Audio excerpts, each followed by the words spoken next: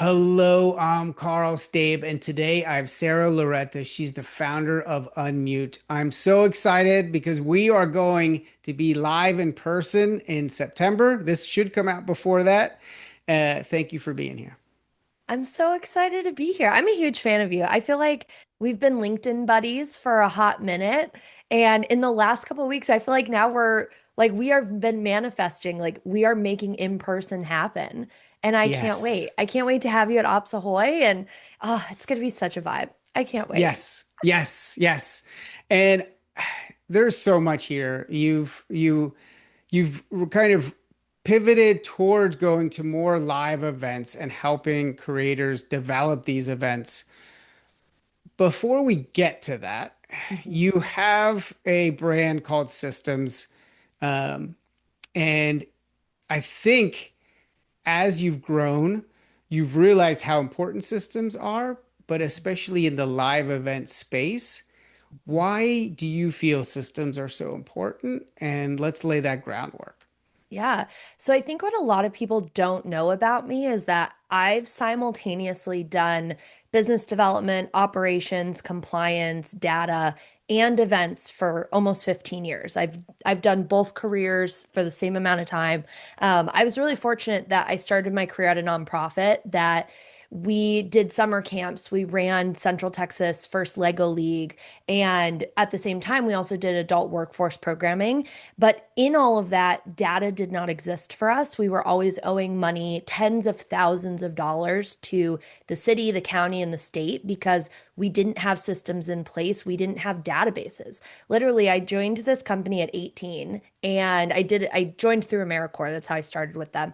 And I learned SQL at 18 because we didn't Mm. have databases. And it's like, what do you mean we're hand counting demographics of our students off of paper? Like, yes, that was 2012 at the time, but that was just so wild to me that it Mhm. didn't exist. And so throughout all of the years of I worked at that nonprofit for almost a decade and then I went out on my own. And, I'm also one of the 50 global certified Notion consultants. And so I build custom systems for people. But through all of that, at the end of the day, for me, I believe that systems build better experiences and relationships with people. When you can automate a workflow so that you can spend more time on a call building a relationship, you have the time to follow up with people in your CRM that you would not necessarily remember to do because you don't have the time. I think that there's so much power in being able to build systems to propel how you work with people in the future, not just, it allows me to work 4 hours a day, or, I built this system so that I can be more lax. And so I feel like I take the perspective of experience first, and that comes across through not just, company-wide systems, but also like you mentioned that I do events full time now. And it's like, great, okay, you have all this success, you have all this online curriculum. Let's systematize it. Let's bring it together in a human way and bring your people in person so you can continue teaching and showing that expertise that you have. And it just fills my cup so much. I feel like I really struggled for a long time of like, oh, am I a generalist? Oh, I'm not just one thing or one expert. Like I really am good at both. But once I realized like what that bottom line and what's important to me, like I wake up every day and I'm so excited to be like, cool, like what can I build today? What can I work on? Mm. And it's been fun. It's fun as an entrepreneur to build things and nerd out on things that in a day job I wouldn't necessarily be able to do.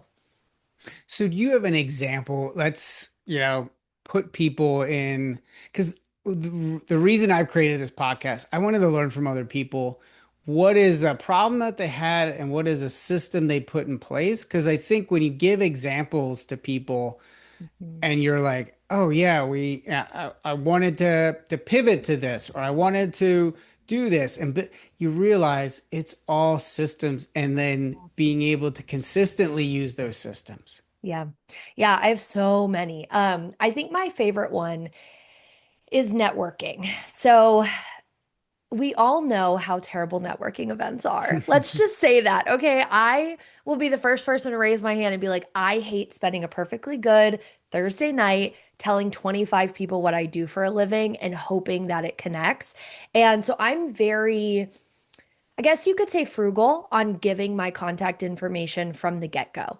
But I always have struggled with, great, I've met these really incredible people. I've made the decision to give them, my email, my business card. I use Hi Hello for my digital card. I don't give my phone number out. But I also know that a lot of the tools that we stay connected with, like LinkedIn, doesn't allow you to remember who you connected with. Like I could hit connect, accept, whatever the term is, and then they're gone in the ecosfirst. And it's like, where is the instant connection here for me to follow up? And so 2 summers ago, I was also on this like tirade of like I want to find my people. I'm tired of being home. And so I went to 47 networking events in 60 days. Like every single day I was at an event. Some days I was double dipping because I'm like there's got to be a community in Austin for me. There's got to be Mm. people in this city that I connect to, that I should be more than just a LinkedIn connection. And like how do I find those people? So I did 47 events in 60 days. But what I realized is it wasn't that I wasn't meeting the right people, it was that there was still no system for following up. And Mm. so I also, side note, it is important. I went to school for public history. That's my degree. I wanted to work at the Smithsonian. That was my childhood dream. And so I love a good history fact. I am a Jeopardy queen. When it comes to Mm. trivia, like that is my thing. And so I thought, well, what is one way that I could even further connect with people and build a system around that? And so I built this really awesome system for my CRM that once somebody tags in hi hello, it automatically gets added to Notion using their API and it goes into my CRM. Within still having the conversation with that person, I get a ping on my phone from Notion that says, hey, you have a new person in your CRM. Open it up and can live take notes on our conversation while I'm still standing in front of the person. But then the next step from that is it automatically sends them an email to say, hey, it was so great meeting you last night. Usually does it like 12 hours later. And it pulls the data from my CRM to remind them what we talked about, to remind them where we met. But then it's kind of like 90 days. It's not like a specific science, but so give like 75 to 90 days. I send an email to everyone in my CRM to say, hey, was just thinking about you. Would love to hear what you've got going on. But then I add in a random fun fact. So those emails go out on like specific days. So like think like National Macaroni and Cheese Day, right? Mm. But now I've tailored it to my business. So in history, in the 1700s, the first official conference that existed. That's a fun fact day that my CRM gets a notification. I'm a coffee addict, so National Coffee Day in October, everyone gets an email from me. And that's been a really fun way to not only like reach out to people and say, hey, I'm thinking about you, even though I'm not manually doing the work there. Mhm. But I've gotten so many responses, and I would have never, if I wouldn't have never automated that and built a system, there's people in my CRM I would have never talked to again. Had I not Mm. made the point to say, how can I build relationships with people after this boring networking event and stay in their frame of reference to say, hey, like, oh, I'm looking for someone who, I don't know, makes water bottles, right? Oh, I have this person that I randomly connected with and I have these notes there. And now I use Notion AI and my agent to say, find me a contact for this and they pull it. But that's been life changing for my relationships and my business, the system. Whew, that is amazing.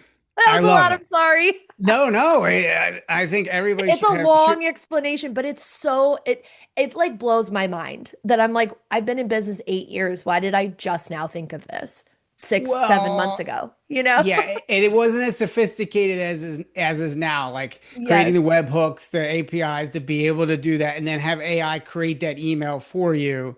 Yep. What ChatGPT was what 2022 when that Give came or out? take, yeah. So I that's it only took 4 years. I think it took me a full year after ChatGPT came out for me to actually like create an account and try it. But I'm all in on Claude now and I love it. Mhm. I couldn't Yeah, imagine life without an ideation buddy, you know? yeah, yeah, yeah. Oh, so. So a big part, you talk about pivoting to, Mhm. helping people with their live events. Like more and more, I was helping people build out systems. What I realized though is almost that intersection of the same time, like, helping people with their customer experience, but then helping them be able to integrate AI into that. So more and more, I've been doing more AI work with people because it's all systems. AI knows if you give it a task, how to do that task. And Yeah. if you teach it well, it can do that task well. But it takes time and it takes effort. And to be able to do that takes a lot of systems to be put in place. And like very Mhm. much like, you have Notion, it goes or Hilo, and then goes from Hilo into Notion. And then, you're able to draft an email from there. And I love that. And it's almost like a second brain. Yeah. And I Yeah. think the more that people start to think like, I don't need to keep this all up in my noggin, I can have it someplace else. And you're teaching it. I love the coffee example because the coffee Mhm. example says, hey, like, I love this thing. I could talk about coffee all day long. So, Mhm. hey, this is a great touch point. Happy Mhm. coffee day. Most people love coffee and they're Yep. like, hey, so I love Annie Duke's thinking in bets because you're basically, as you're trying to network, you're thinking in bets. Like, how likely, if I bring up, I'm a big fan of, Triceratops, Mhm. maybe you get, 1 out of 10 that are like, yeah, Yeah. me People are like, too. what are you That's my talking favorite about? dinosaur. So you're less likely, but coffee, Right. you're talking like good 70% Right. of people that, And I so, think the other thing about it is like at the end of the day, we're all experts, but we're all humans too. And I feel like not enough people are building relationships on how weird they are. And mhm. they're only like, well, I'm Asana or I'm Notion or I do systems or AI. And it's like, okay, but like when you close your computer at the end of the day, like what lights you up? Like, are you like a movie guru? Do you like to cook? Like, I love to cook. I tell everyone all Mm, the time, come to my house, I will make you dinner. Like no mm. questions asked, ring the doorbell. Like that because that's what feeds my soul. And I think if more people built that into their business, even nonchalantly like how I do, like I feel like you would have such more success with long-term connections and relationships. I really do. Or That even like, is hey, this is what I'm reading? So I I don't think know. we need to pull that out because you're right. I think, and back to, I live in San Antonio, so I'm just down the street from you. So That's I have to right. invite myself over for dinner now. Yes. But anyway, but the point is you're right. Like if you have personality, people remember these things. Yeah. And of course, if you talk about coffee and you give a little fun fact, like coffee was first, drank in 1556 or whatever Mhm. it is, right? And it's like, Yep. oh, that's interesting. Like, coffee didn't exist before, like, I Yeah. don't know. But Yeah. the idea is if you do these things, you become more memorable, and people are like, Mhm. oh, yeah. Because back to your networking event, if you're just like, hey, this is what I do, robotic, no Yeah. one cares. Speaking of, I went to a networking event last night and I'm trying to do that and show personality, but my Germanness comes out and I get very like, robotic and I'm like, no, I have to kind Yeah. of tap in. So my dad was German, my mom was Icelandic, and my Mhm. Icelandic is that more of the whimsical. My dad's Mhm. side is more of the like, I've got my systems down, like this is Right. perfect. So I have to balance that. And I feel like that is a kick in the butt that I need of like, Yeah. you're right. But you don't need to be able to do it perfectly if you have these systems afterwards. And Yep. as you're building these out and thinking, well, how do I want to train my AI to interact and build these things and help me with these communications? Mhm. That's when it gets fun and it stops being, oh, I got to build this out or, oh, I got to build this system. And it's Yeah. so much more enjoyable.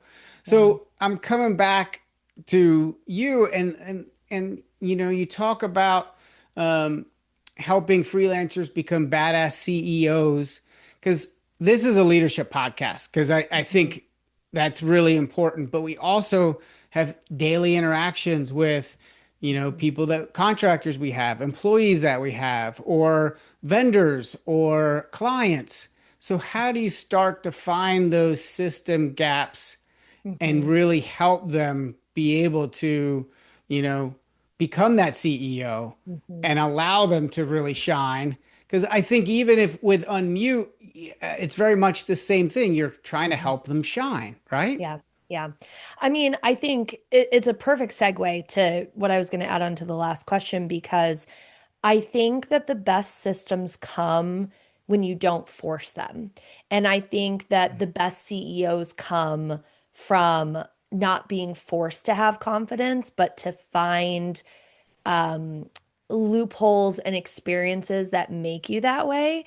So, I never set out to own a business. I was a nonprofit kid. That was what my future was going to be, and I just fell into freelancing because I said yes to helping someone update photos on their website, and it just like went nuts from there, and I'm very grateful, but I had never even been in a managerial role. I had never managed anybody. I had never been in a role where I was the deciding end of the day factor. And so I spent a lot of time not in imposter syndrome because I was a woman, but imposter syndrome because I didn't have the experience. I mean, when Mm.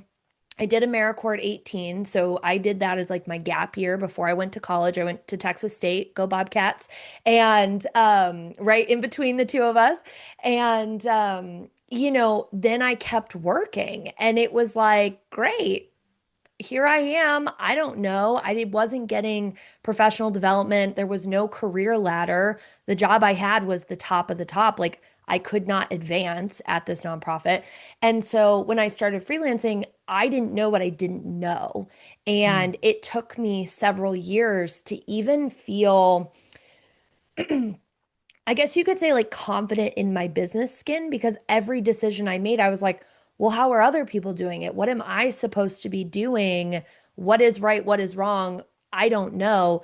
But from a systems perspective, I started my business in 2018 when like the rise of the Instagram CEO was happening and everyone had an opinion on everything.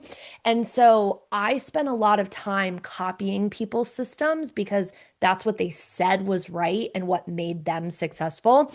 But I felt so much friction in that time as well because it's like, well, they're telling me this system is right, but like it doesn't make sense. Like I keep failing. I keep getting these clients with all of this friction and pushback. And that's when I realized, like, oh, okay, now I need to step into my own 2 feet and figure out what this is going to mean for me. And so, a great example of that is I was very fortunate the first 6 years of my business, 7 years of my business, to never have a client not pay me. I've always had like Mm. very harsh boundaries. I'm kind of known as an asshole, especially when it comes to my contracts. I put everything in them because I got sued by Rihanna's drummer's ex-wife at one point. It was a nightmare. And so from then on, I was like, everything goes in this contract. But I was very fortunate that I'd never had a client not pay me. And so I did this Notion project. This was a year and a half ago, I guess, 2 summers ago. And the guy owed me like 600 bucks. I didn't need the money. It wasn't like, oh my God, like I can't pay my rent, but it was Mm. the respect. Like I did the work, you agreed to the rate, you need to pay me. Mm. And so for Mm. like 4 months, I chased this guy for a $600 invoice. And it's like Yeah. so embarrassing to be like, can you please pay me? Like, give me the Mm. six. Like, it's so embarrassing to have to like chase money. Mm-hmm. And so I had a friend who, we were getting coffee and I was complaining to her about it. And I'm like, I just don't get it. Like, and I've never had issues. Like, there is no like male female issue that I've ever experienced. And again, I'm fortunate for that. But like, I didn't come with the perspective of like, oh my God, working with men are horrible, because that just isn't my career experience. But I'm telling my friend this, and she goes, well, I have a fake accountant. And I'm like, what do you mean you have a fake accountant? And she goes, it's an email alias that I send all my invoices, and the persona is a man, and my invoices are always paid. I never have issues. I'm going, there's no way that that works. Like, I'm sitting there going, there's just no way. Mm. And so I go home that day and I'm like, you know what? Maybe she's right. I'm gonna go in. This was like, ChatGPT. I'm gonna go into ChatGPT and have it like create this whole fake employee for me. I got a headshot, a full name, but I was like, you know what? Let's make it a woman. Let's make her like strict but approachable, give her this whole thing. And I had it write an email from who is now known as Lizzie. She's very infamous that she is my fake employee. But I had this whole email written. 20 minutes later, it was paid. And I'm like, you've got to be kidding Wow. me. You've got to be kidding me. So I sat that entire summer. I probably spent 4 months on the initial um, setup of Lizzie of what she does, but I went through every single system, every single automation, and I said, where can I put Lizzie's name on it to make it Mm. seem like I am more built out as a company than a little baby freelancer. And I will Mhm. say that having Lizzie in place who answers emails, onboards my clients, sends my invoices, does all the project management on my calendar, and most of it's custom built in Zapier. So it's not what we know AI agents to be today, but entirely triggered off of an emoji system that I've built. So if I Mm. get a notification in Notion, I reply with an emoji and it triggers Lizzie to take action. So it's very much like how Relay started, where it's like human Mhm. involvement is needed in order to trigger, but then she does all of my admin. And I will say that that has been probably one of the single pieces within my business that gave me the confidence to keep going. Because it's like, I'm not Mm. this little freelancer. I'm not just this person who owns a business in her home, but I actually feel like I'm doing what I preach and that I am stepping into that CEO role without having to go and hire. And so, going back, I know that was a very long answer, but, going back to like, people being badass CEOs, sometimes Mm. you need to fall into experiences to be able to step out smarter, more confident, and to know how to make decisions. And that's also one of the reasons why I tell people, you shouldn't automate something if you've never done the job because you can't tell it what to do if you don't Mm. have that experience. The same thing with like if you want to outsource, you probably should know what the job is and what you Mhm. actually want before you go hire someone, whether it's offshore or, a mom in your neighborhood. And I think that that is truly what makes people badass CEOs and badass freelancers and entrepreneurs and whatever word you want to use is being willing and open to take those quote unquote risks of learning and experiencing and then being able to make educated decisions from it.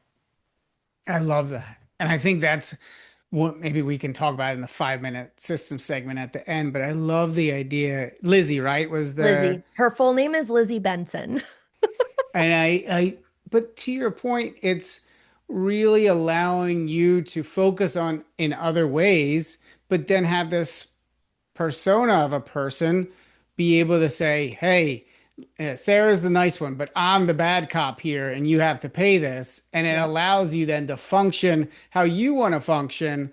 And it's these things, man, and I think it's wonderful because if you really look at how you build a business, it's not just I can do the work, it's all the systems around it. It's the accounting, it's the tax stuff, it's everything, the invoicing, and then being able to want to kind of release some of that and not have to do everything because it's automated.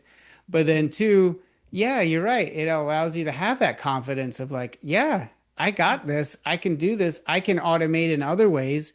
Because Yep. more, I mean, as I look at AI and as I see people, more and more people are going to be let go of their role because a lot of it's going to be automated. Now, there are going to be new roles that occur because of AI, but that's going to take time. So more and Yeah. more there's going to be this layoff period and then the ramp up of everybody like, wait, we need to shift. Like, you know, horses used to shit in the street and then there was guys, Yep. picking it up and now Yep. that's not a job anymore. It's all automobiles.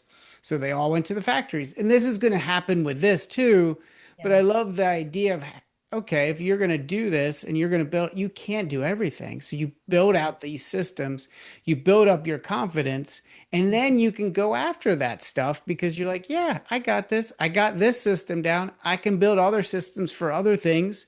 Now I can be a one man, one woman show, Yep. or even just have a small, very small team because you have AI helping you in all these different areas. And I love that. And I think as you're growing your own business, and because I think you have a thing called high five policy, is that right? Yeah, my high five policy. Yeah. Can you share that a little bit? How does that Yeah. work? Okay, go Yeah. ahead. Yeah, so I am on a mission this year to help 1,000 people high five in person. So that's through, my community events that I do, but also like kind of side to that is creating resources to help people go more in person, right? And from that is systems. So if you are drowning in admin, this is a great example, and you're like, man, I really want to go to these community events, but I can never swing it because it's always at 10 a.m. on a Thursday and I just have too many emails to check or too many things.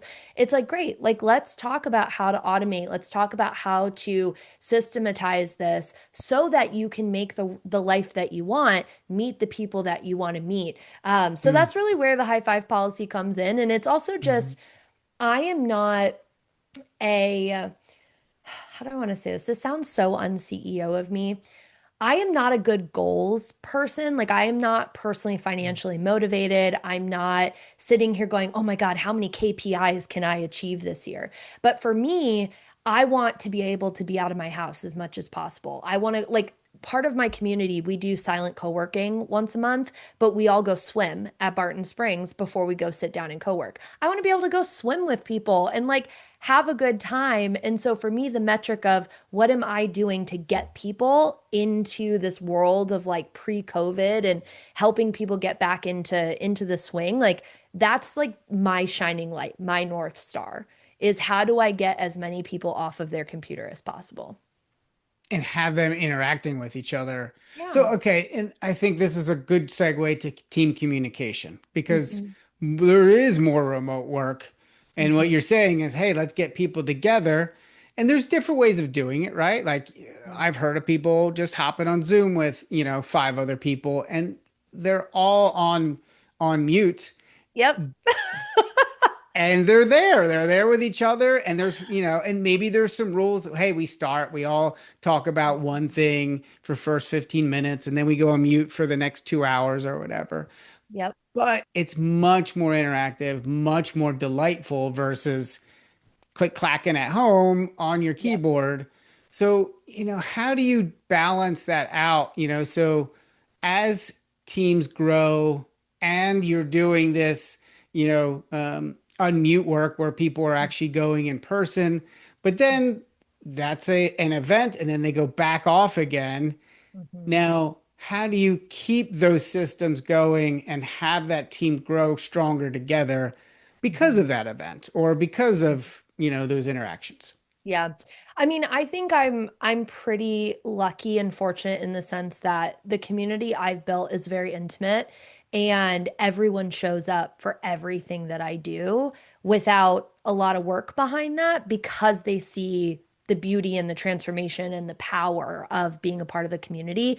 I also know that the way that I've curated my community is that everyone complements each other. So, a great example, we have a web designer that comes, all the time. Well, recently a copywriter started coming and now they're like collaborating on projects together. So Mm, I look at it as when you are, really getting in the room and being able to know who's who, like the riff continues. Like it's like a tidal wave, right? Like it like hits you, mm, like you're like, whoa, this whole community, like there's so much. Like literally one of the things we do in workroom is we go on a monthly field trip. So when the museums are free or whatever, like the rule is you don't bring your computer, you pack a sack lunch, and we spend the day just getting inspiration because that didn't stop just because you stopped being a kid.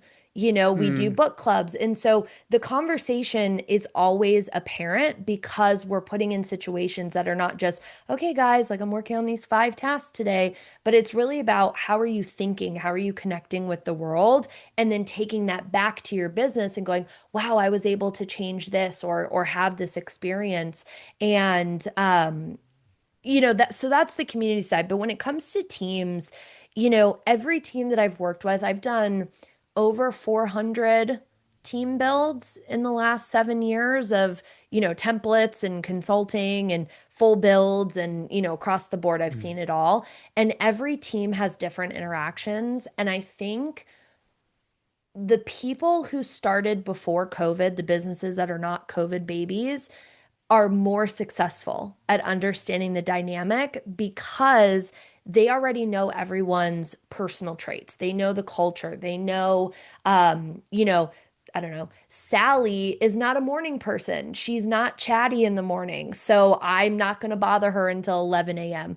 But then you have these COVID born businesses who, I mean, I even on the team retreat side, I had a team retreat I did in October. That team had worked together for 4 years online and never met in person. So they don't Wow. have the same dynamics. It was awkward Mm. kind of when they first met because they're like, I didn't know that's how tall you were. Like it's so crazy how Mm. minute and small those things feel or, sound. But at the end of the day, all of that comes down to communication and how you build that rapport with people and Mm. actually take the time to learn people's personalities that make all the difference, right? Like whether it Mm. doesn't matter if you're on Slack or Google Chat or WhatsApp or whatever. None of the platform doesn't matter, but when you take the time to know who's in your sphere, communication I think is just better. You Yeah. don't have to read between the lines or go, "Oh, well, she never sends emojis or exclamation points. She must be mad at me." But yet the person's like smiling and super happy. So that's, I think, like some weird dynamics that have come from where we're at now. Um, but also, again, I think it comes up to leadership too, of being the example of Hmm. what's expected and what's wanted in order for people to be successful. Yeah. Yeah. Yeah. And be able to express that in a healthy way so people understand what other people need. Yeah, exactly. Because a lot of times, yeah, if you say, I don't know if you're sometimes just say, I don't know if you are happy with this result or not. And the person's like, yeah, I loved it. What do Yeah. but Yeah. we don't ask those questions because a lot, back to your point, before COVID, we were in person so much, we could Yeah. pick up on these signals easier because you'd be looking at the person and now you're not, and it's over Zoom or it's just over Slack and you're like, I don't know what's going on. But Yeah. just asking is something now that's in your tool bag, and it's so simple, but we don't think about it because our brains are wired for in-person type of reaction relationships. Yeah, yeah. Well, and I think I personally, I'm not going to speak for everyone, so don't come for me in the comments, but I miss being in an office. I miss being Mm. around people. I hate working from home. I'm very vocal about it. I love my office. It's very cute. I'm with my dogs all day, but I hate working from home. Mm. I miss being able to riff with people. I miss being able to go for a walk and talk and just ideate. I just miss the rapport. And I think that the people who I think that there's two things. I think one, the people who are preaching like, oh, remote work's the best, I can go work from anywhere, they're not even doing it. So how do they know? I know Jesse and I, my husband, we have 11 acres in South Texas, right outside of San Antonio and Uvalde, and we'll go for a week. I don't get anything done because I'm not in my normal working sphere. As much as the intention is like, oh, I could go work from anywhere, I don't get anything done when we are Mm. at our cabin.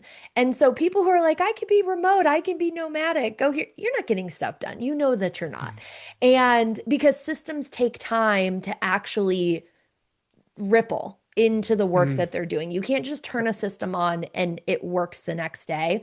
But I also think that people who really don't want the camaraderie are just the people who are not career ladder driven. Like, yes, obviously everyone wants more money, everyone wants promotion, but I think that we're seeing this big um, exodus, if you will, of people who just want a job to pay bills and go on their way. And that's why I think remote work is so popular still, because the culture just was never there and no one has an interest in building it to make it Hmm. more than just about the paycheck. It wasn't, it stopped being their identity, and they were able just to put in the time and be like, yep, I'll do these things, Exactly. check these boxes, and then leave. Yeah. Yep.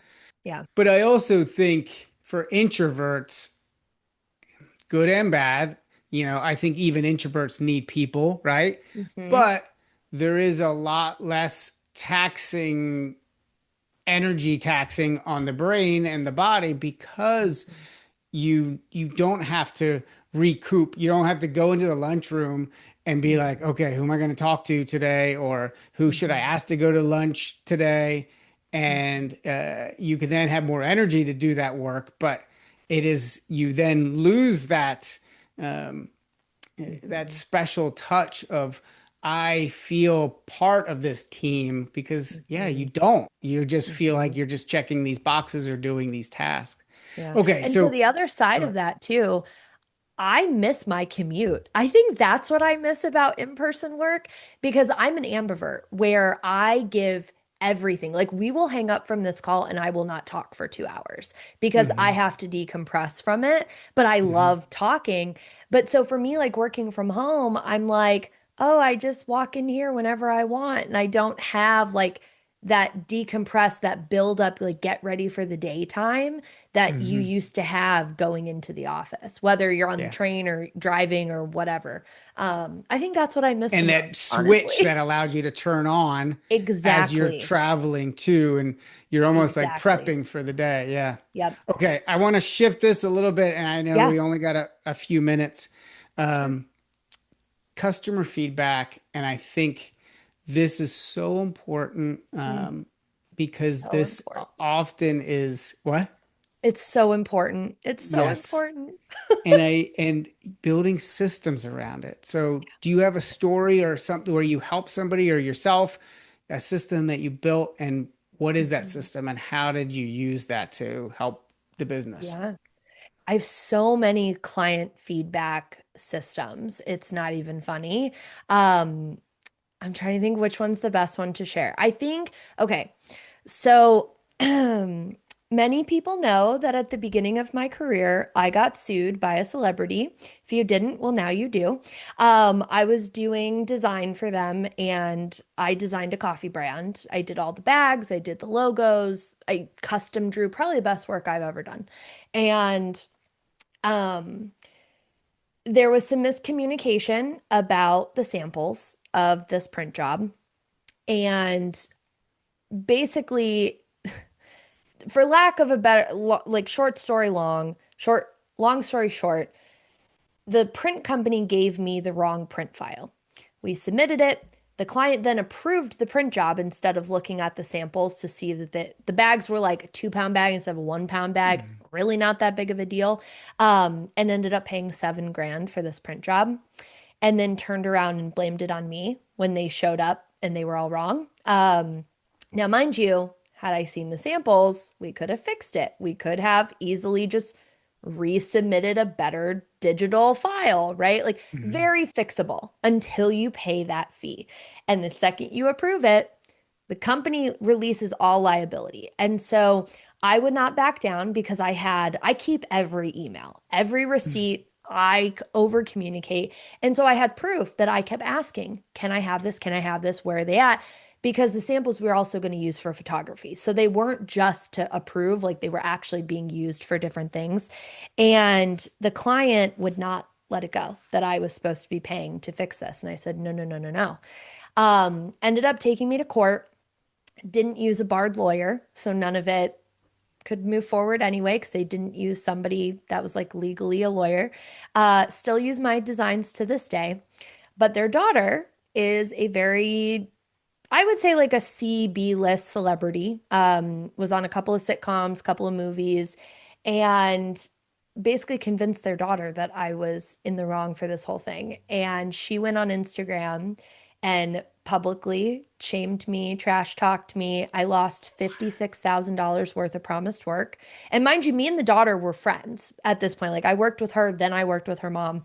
And it just went so downhill. And so through that, I was like, great, not doing design anymore. I also at the time had already like gone viral for Notion, and in the back end, I was doing Notion builds now. So I was like, I don't really need to like design stuff anymore.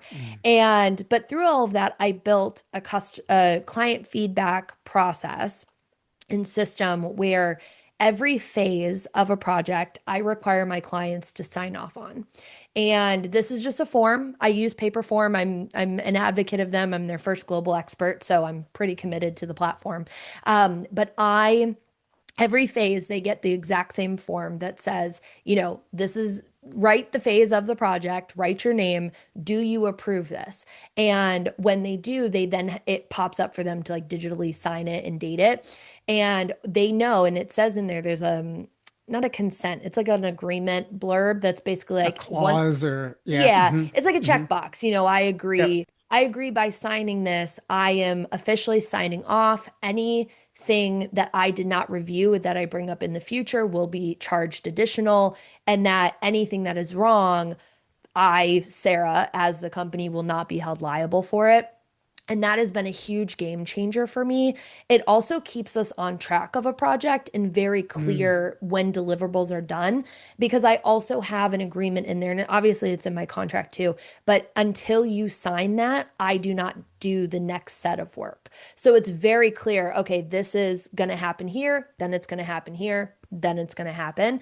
And that's been really good, going back to like communication, that naturally builds a lot of trust and offers really good communication for clients to know, okay, like I actually need to pay attention to this. I can't just Mm. say it's great and then we move on.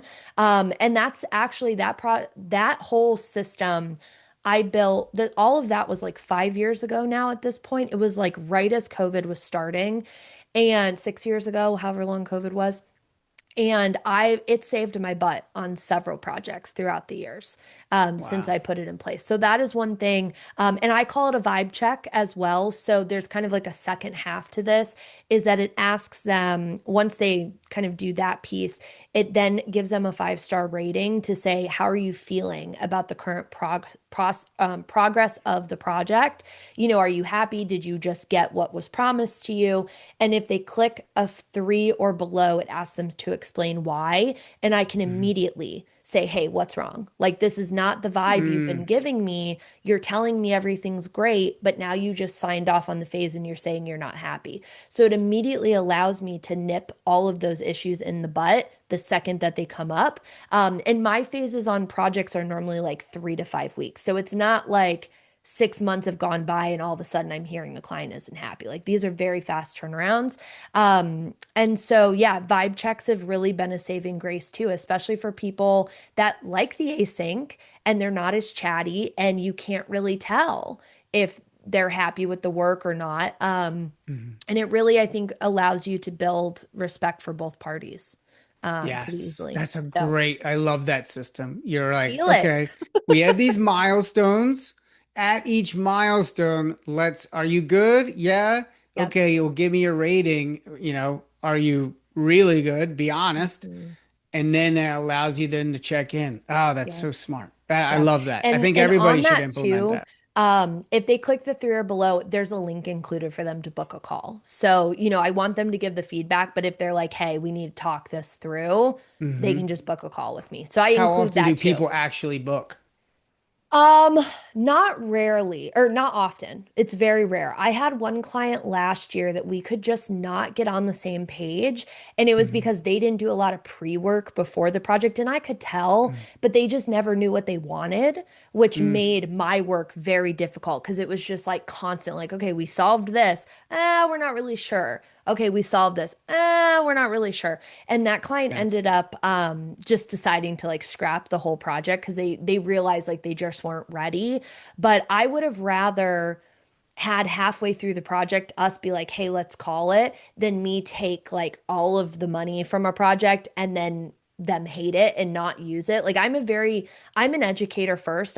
in AmeriCorps, I did K through 5 and and then I did summer camps and all of this. So I'm a teacher first. Like Mhm. so if a client is not educated, if they're not confident in what I've done in terms of like using it, that kind of thing, then like I failed. And so I would rather us have a little bit of a bump in the middle and end on a high note than end and it not be good. So, and I Yes, take I that love that. perspective with every kind of client, you know? Yeah. Okay, we had to do the 5 minute system segment. So before we do, Yes. where can people go to find out more about you? I am the Sara Loretta on everything. YouTube, Instagram, LinkedIn, all of that. But yeah, I mostly hang out on LinkedIn, trying to hang out more on Instagram, but I'm everywhere. You just gotta Google me. Cool. Thank you so much. Yeah.